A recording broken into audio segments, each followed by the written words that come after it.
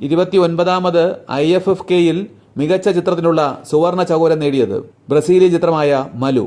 സംവിധാനം Pedro friar. മികച്ച സംവിധാനമുള്ള രജത ചകോരം ഹർഷാദ് ഹാഷ്മി.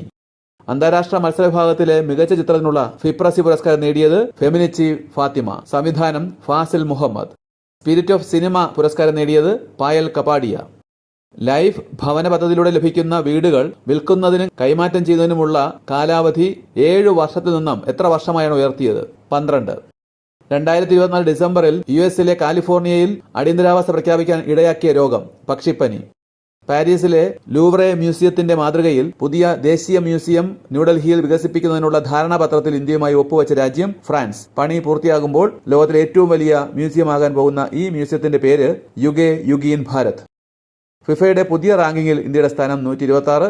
1ാം സ്ഥാനത്ത് അർജന്റീന.